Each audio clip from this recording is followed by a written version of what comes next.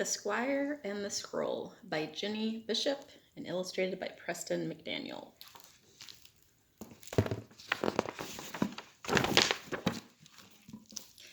In the days when the men of valor still guarded kings, a peaceful kingdom lay silent and dark beneath the stars. The ruler of that kingdom was kind and strong of heart. It was this good man's charge to guard the lantern of purest light, the lamp that brought peace and joy to his kingdom.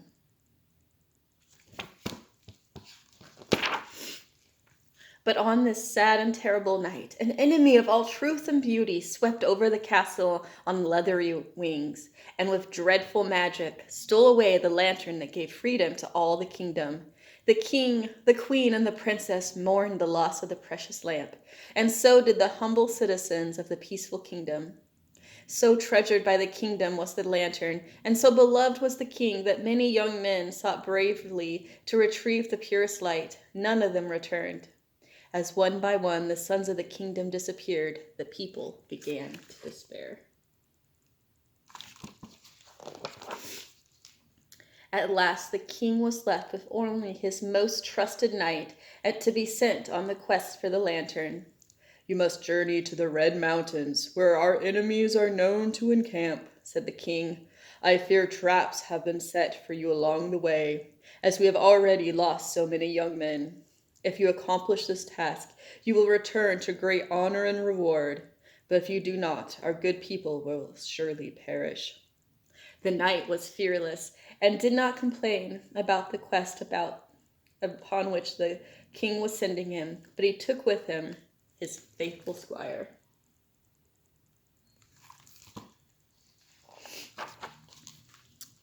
The squire was a poor boy who had journeyed far to serve the good king, to become a knight and to serve the lantern. He was honest, a man of his word, and did all that his master asked him to do. His kind parents were not people of great position, but they had clean hearts and honored the lantern of purest light, as the people of the kingdom did. They taught their son how to guard his pure heart by the words from a simple scroll. When the time came for him to leave the village, the boy's mother and father presented him with a gift, the scroll from which he had been taught. And the boy promised to honor his parents and the lantern by living his life by the 5 truths in the scroll. Thus he received a blessing from his mother and father and the promise of a reward from God in return for faithfully guarding his heart.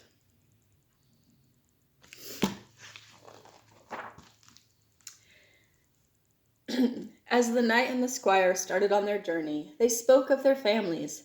The knight had little remembrance of his parents, but he vaguely recalled that they had also taught him from a scroll. "As did mine," said the boy, pulling the parchment from his belt, "and it has always strengthened me and kept my heart pure."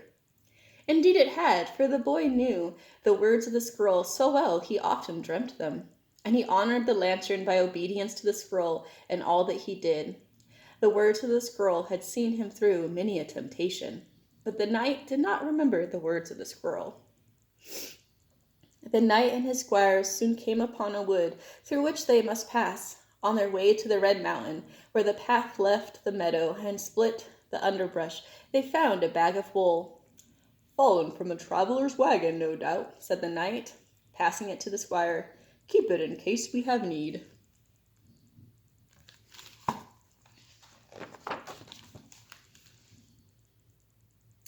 As the two traveled through the shadowy wood, they began to hear sounds like a rushing brook or wind in the trees. Deeper in the forest, the sounds became more like whispers that seemed to come from the plants, the trees, the ground. Listening intently, the knight and the boy heard evil chants, warnings to turn back, whispering that made their hearts faint.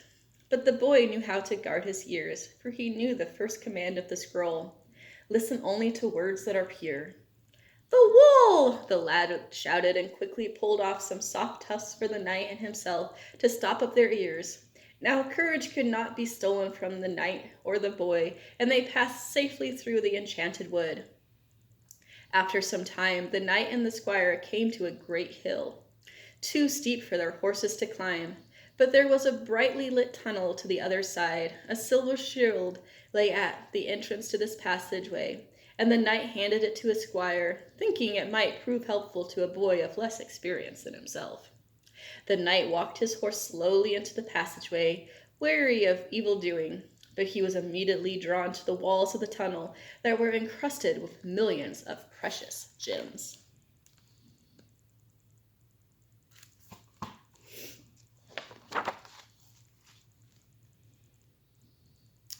The boy also saw the gems, but among them, carved in the stone walls, were evil images and frightening beings that stared from unnatural faces.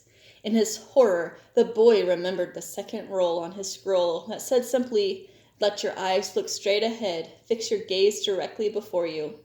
Without a second thought, the boy guarded his face with the shield. The knight, enamored with the precious stones, was already talking of plans to take some home to the king.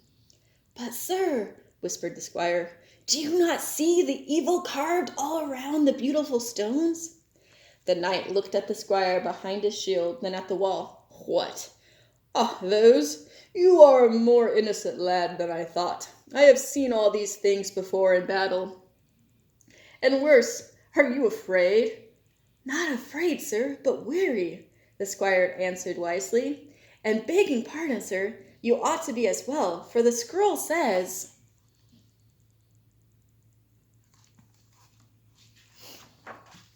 "Silence!" shouted the knight, who usually spoke kindly to the boy. "You are only a squire. I have not become a knight because of any scroll." With that, the knight reached up to pluck a gem from the tunnel wall, and suddenly the tunnel was plunged into darkness. The squire's horse was startled and ran. The young man saw with surprise that through his shield he could see the tunnel as though it were day. The squire turned to look back upon the knight and fought to stop his horse, but to no avail.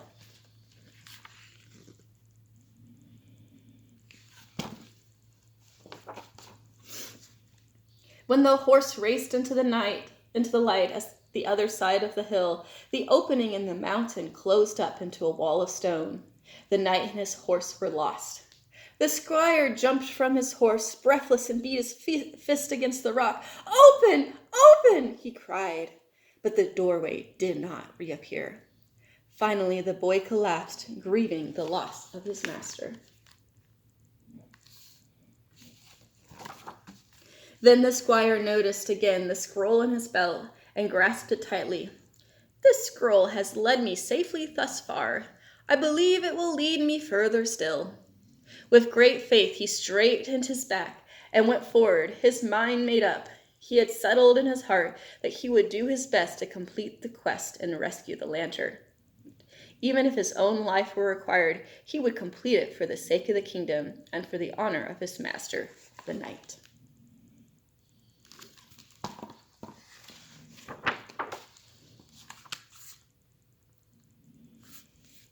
The path was dusty and the journey long. Soon the thirsty squire came to a small lake where a flask stood near the shore. Immediately the third rule of the scroll came to his mind. "Keep the unclean far from your lips to guard the wellspring of your life." The squire did not know if the pond water was safe to drink, or if the liquid in the flask was refreshment or poison. For some time he walked along the edge of the water, praying patiently for wisdom to come. Suddenly the sun, which had been concealed by clouds, broke through, revealing that the water was full of dead fish and other animals that had lost their lives to its poison. The same glint of light revealed etched words on the flask that spelled "pure." The squire thanked God and drank gratefully. Again the words of the squirrel had brought wisdom and saved his life. It was not surprising to the young man when he came upon a fork in the road, nor was he surprised by the boots that sat on the ground before it. "Rule number 4, he whispered. "Make level paths for your feet and take only ways that are firm." Now one of the paths looked so wet it could well be quicksand that would swallow him up. The other looked dry. But as the squire studied the boots, he thought, "Why would I need boots for a dry path? I believe I ought to take the path that seems a risk, for the wool, the shield, and the flask lead me aright."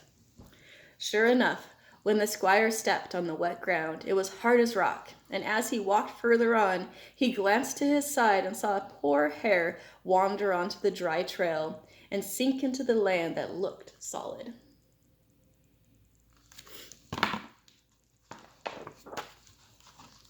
Soon the young man stood before the red mountains that glowed with an unearthly fire. Stifling vapors rose up and surrounded a yawning chasm that led to the dangerous deep caverns inside. The squire sniffed the air as his hand went to the parchment at his side. The scroll says, "Breathe only that which is pure." He looked around, discovered a single beautiful flower that stood by the entrance to the cave, and plucked it. Holding the bloom close to his face, the squire breathed the scent of the flower and was able to pass safely through the smoke to the caves inside the mountain. In a great hallway that wound down into the earth, the squire found himself between statues of stone on his right and left. "The knight!" whispered the squire. His companion was in the same pose as he had last seen him, reaching for the gem. On the walls of the tunnel of light, many must have fallen because of their eyes, thought the squire, seeing all the lifted hands. Then with a gasp, he cried, "And there is the lantern!" "There is a price for the lantern," a voice suddenly hissed.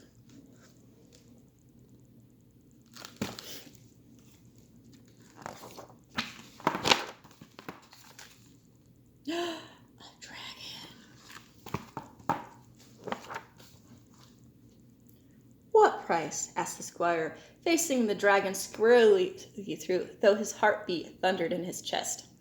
"Your scroll," snapped the dragon. "Your scroll is my price. Give it to me, and I shall return the lantern to your people." But the wise squire did not believe the creature, for dragons are known to be untrustworthy. "Give you the scroll which has served me well all my life? Never," said the boy. And as he spoke, the ground began to tremble and crack, fire and brimstone steaming up from the deep places of the earth. "Give me the scroll!" shrieked the dragon, drawing itself to its full height, "or you will be consumed by the flames." "The scroll has always served me well," answered the boy, "and it will serve me now." Indeed, as he pulled the parchment from his belt, the scroll was transformed before the young man's very eyes into a fearsome double-edged sword. "For the lantern and the scroll!" shouted the squire, and he plunged the sword into the dragon's body.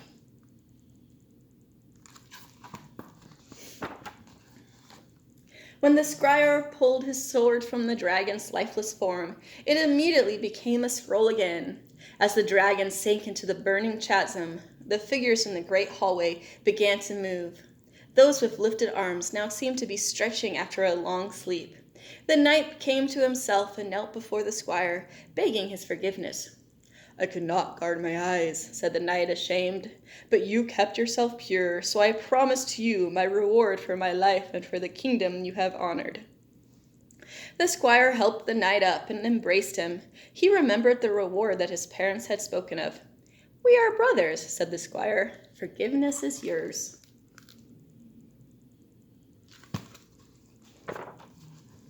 What a procession all the long-captured sons made behind the squire as he returned to the castle, leading them all on the right paths. And when the travelers came to the tunnel, it was open, and the lantern showed the way. The evil images had now disappeared, and the gems fell from the walls, as treasure to be gathered for the king and his kingdom.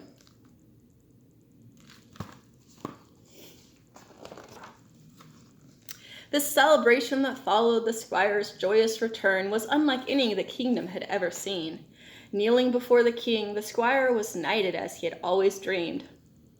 "Let us never again forget," the king said to all present, "how the scroll has served us and how this good knight returned our lantern because of it. Because of his bravery and his devotion to the lantern and to the scroll, he will have my daughter for a wife and rule my kingdom one day. For who better would guard the lantern of purest light than one with a heart kept pure?" A shout went up from the people, for they were in agreement with their king.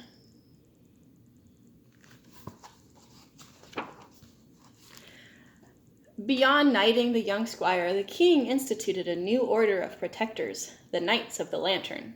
The knight who had trained the young squire became its captain. These men dedicated themselves to the words of the scroll and to the defense of the lantern. It became the goal of many young men of the kingdom to live by the scroll and to one day serve the king in those positions of honor.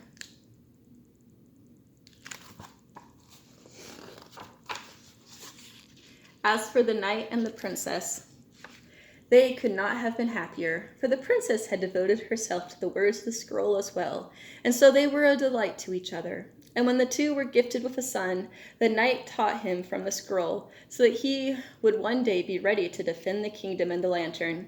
For who knows but that another dragon might arise in this young boy's time to come and steal the light.